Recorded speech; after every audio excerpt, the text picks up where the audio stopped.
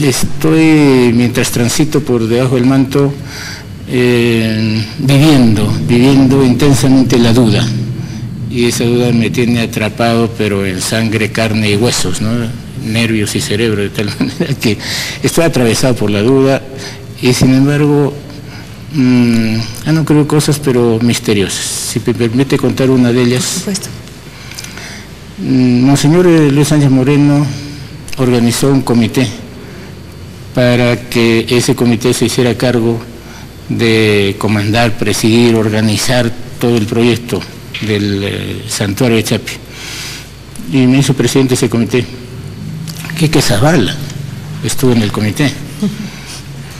Y Monseñor llegó por límite de edad al término de su periodo como arzobispo, y entonces el comité quedó disuelto. Con el nuevo arzobispo el proyecto se refiere totalmente. Monseñor me dijo una frase: no se preocupe, me dijo, la Virgen sabe lo que hace. Yo me olvidé de la frase hasta que resulté elegido presidente del gobierno regional. Y entonces, dentro del programa de trabajo, expuse que ese proyecto era uno de los proyectos al que nos íbamos a dedicar. Entonces, Monseñor, desde Lima, me llamó, el ex Monseñor, y a ver, me dijo, la Virgen sabe lo que hace, ¿no? Y ahí me tiene otra vez en el embrollo, y otra vez involucrado en el proyecto. Y con la responsabilidad. Sí, pues. Ahora, durante esta ausencia han ocurrido novedades. Una de las novedades ha sido la inauguración de la planta de agua de la Tomilla, ¿no? La Tomilla 2, por el presidente de la República. Otra de las novedades importantes, diríamos, ha sido esta discusión alrededor del proyecto Majesiguas. Y ahora nos vamos a tener que volver muy realistas para empezar a tocar este tema, porque ayer apareció en el diario La República un anuncio del gobierno regional del Cusco, y uno lee, y claramente es cierto, hay una serie de temas que hay que discutir mucho, pero lo que yo, digamos, puedo destacar de ese comunicado es que el presidente regional del Cusco está dispuesto a sentarse a negociar. Hace unos meses decían no, un no cerrado. Ahora aceptan la posibilidad de negociar. ¿Cómo lo aprecia usted y su gobierno, presidente Guillén? Bueno, primero sobre la inauguración de la planta de agua potable. Esa planta ha sido construida con una inversión de parte de Cerro Verde, pero esa inversión es resultado de muchas negociaciones, de muchos diálogos, y yo en eso quiero rendir francamente un homenaje muy especial a las dirigencias de los sectores populares. Esos son dirigentes que reclaman y gestionan y friegan también, pero que logran sus objetivos, y de ahí el objetivo de lograr un servicio básico tan fundamental para el conjunto de la población arequipeña me parece extraordinario. O sea, ¿el modelo Quellaveco fue en realidad antes del modelo Cerro Verde? No, es bastante posterior, y además en el modelo nuestro se trata de un aporte que está haciendo la empresa independientemente de todas sus obligaciones. Este fondo, que llega más o menos a 120 millones de dólares, no compromete absolutamente el fondo del canon minero, de las regalías, no compromete tampoco lo del aporte voluntario que estaba siendo gestado igualmente. Tener que ese es un detalle me parece muy especial. Y estas dirigencias están organizando su propia inauguración para el 22. Ajá, o sea que vamos a tener doble inauguración. Claro, el presidente de la República lo ha hecho con todo derecho, me parece, pero las dirigencias se sintieron, me parece, un poquito postergadas, creo que un poquito ignoradas. Y estas dirigencias se van a reivindicar a sí mismas y han convencido a la empresa para que convoque al directorio que va a llegar para que participe en este evento, si no me equivoco el 22. Y en relación al tema de Majesiguas 2. Vamos, con este tema difícil, pero que nos pone pues, a todos los arequipeños, a todo el sur en realidad, ¿no es cierto?, a la expectativa. Bueno, es un tema complicadísimo. ¿De dónde vienen las complicaciones? Yo creo que primero provienen de una comprensión un poco errónea en el sentido del uso del agua. El uso del agua se supuso por muchos que tenía su origen en Cusco, y esas aguas tienen su origen en Arequipa. Y las aguas que se utilizarían para el proyecto Majesiguas 2 son aguas que discurren desde Arequipa hacia Cusco, no la inversa. No discurren de Cusco a Arequipa, sino de Arequipa hacia Cusco. de tal manera que son aguas que surgen en Arequipa. La represa se construye dentro de la frontera de Arequipa. Debía construirse un túnel que traslade las aguas de esta represa hacia la cuenca del Colca. El proyecto fue un proyecto concebido en esas condiciones, con un financiamiento en donde participa el gobierno nacional con 207.7 millones de dólares, de los cuales el gobierno regional aporta 57.7 millones, el gobierno nacional a través de un crédito de la CAF 150, nosotros vamos a devolver también los 150 millones del crédito de la CAF.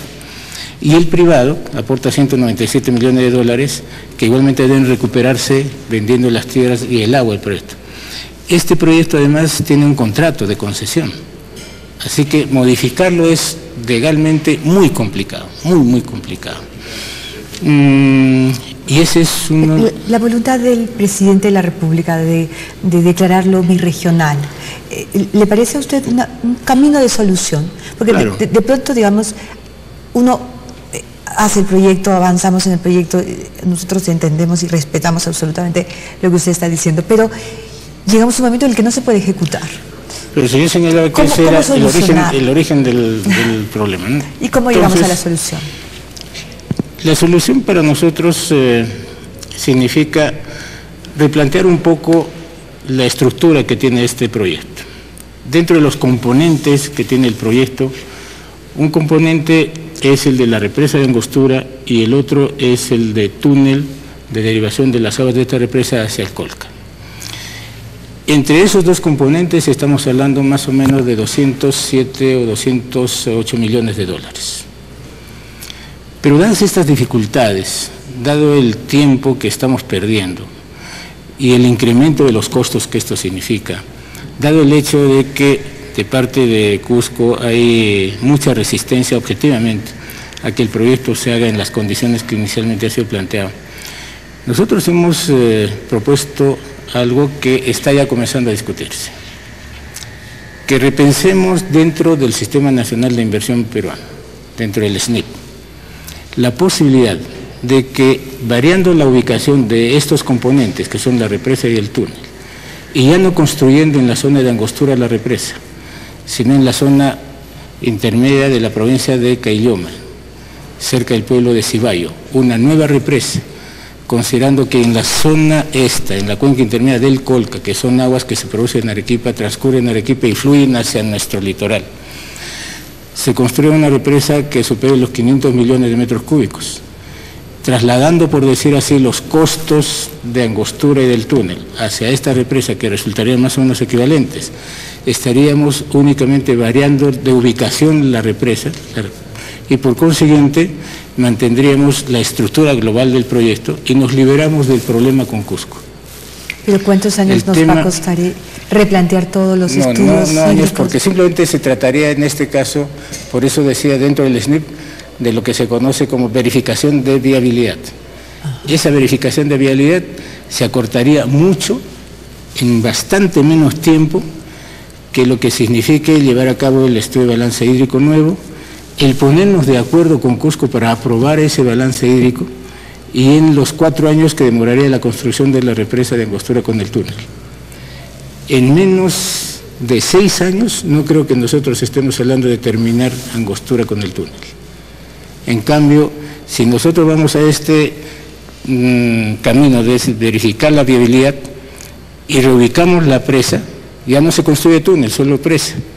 Entonces estaríamos en condiciones de abreviar plazos, de ganar tiempo. El tiempo de construcción de Cibayo sería bastante menor que el tiempo de construcción de Angostura y el túnel.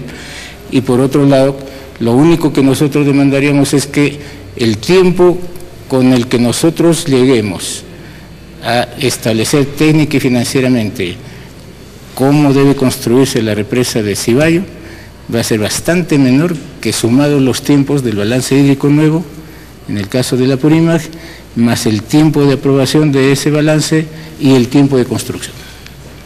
Así que estaríamos ganando. Socialmente evitamos un conflicto.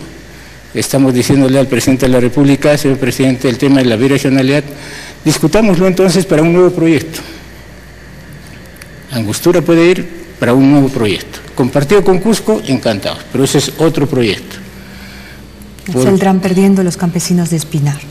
No la ciudad, no el alcalde, que tiene sus motivos políticos, sino claro, los campesinos de Espinar. Porque nosotros estamos persuadidos de que la solución es la de realizar ayuda al afianzamiento hídrico.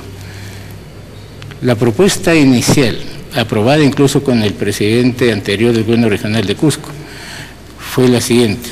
Desde Angostura nosotros les damos 2.4 metros cúbicos por segundo contra 1.2 que tienen ahora. Y adicionalmente les podíamos dar hasta 5 metros cúbicos de agua por segundo mientras se construyen las represas que ellos necesitan en su región para el afianzamiento hídrico de los afluentes de la Apurímac, y eso les daría el agua suficiente para sus proyectos y para satisfacer sus necesidades de consumo humano. A ver, otro de los problemas de Arequipa, la energía eléctrica. Empieza a crecer la ciudad, empieza a crecer la demanda, y hace poco todos los vecinos de Caima se quejaban porque ha bajado la tensión.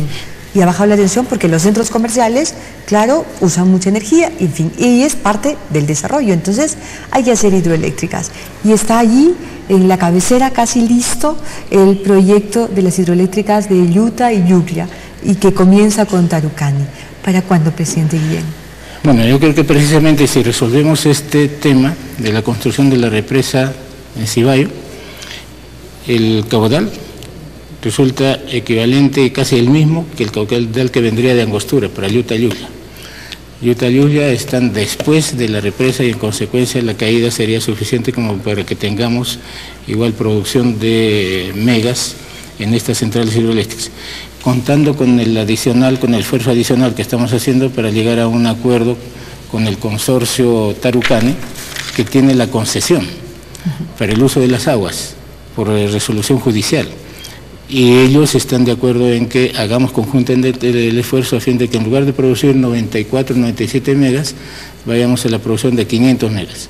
Pero adicionalmente, en la parte alta de la cuenca de Locoña, está por desarrollarse un nuevo proyecto para producir 400 megas.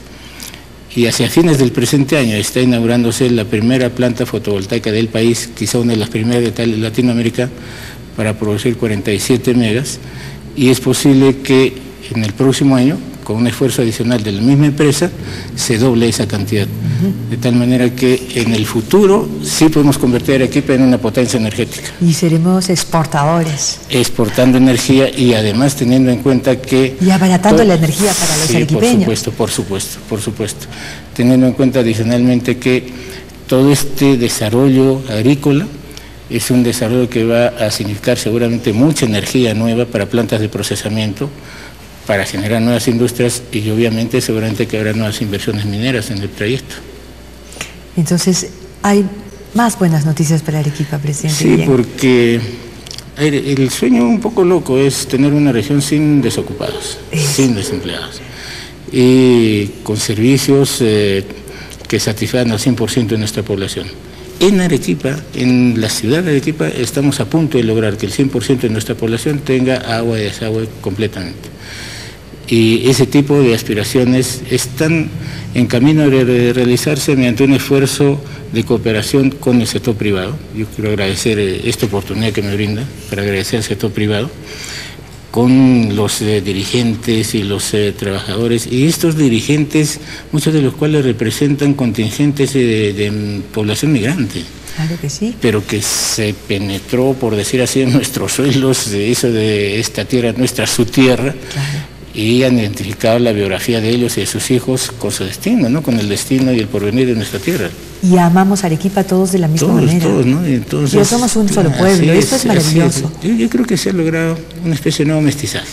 Exactamente. No solo en lo racial, en lo cultural, en lo social. Y con una mentalidad a favor del desarrollo. Arequipa no se queda atrasada. Uno mira Cajamarca con mucha pena cuando viene de una región pujante. Claro, aquí de lo que se trata es de fortalecer un mensaje mucho de optimismo y mucha esperanza.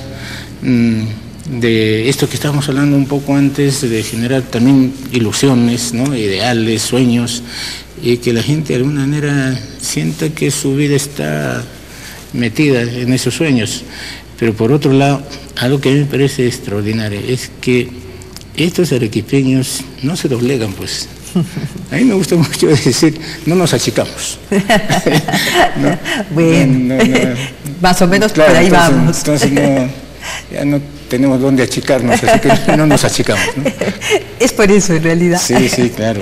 Gracias, presidente. Bien, felicidades por su recuperación y que pasemos todos un lindo 15 de agosto. Sí, siempre los 15 de agosto son lindos para todos nosotros y muchas gracias, Cecilia, a usted por su presencia, por su visita, muchas gracias por esta noche. Linda noche, muchas gracias. Vamos a la pausa, estoy muy emocionada, ¿qué quiere que le diga? Vamos a la pausa, regresamos, vamos a entrevistar al ministro de Energía y Minas, Jorge Merino, va a estar con nosotros. Vamos, por supuesto, a pedirle que nos explique sobre los proyectos que tienen que ver con el sur y, por supuesto, con Arequipa. Volvemos.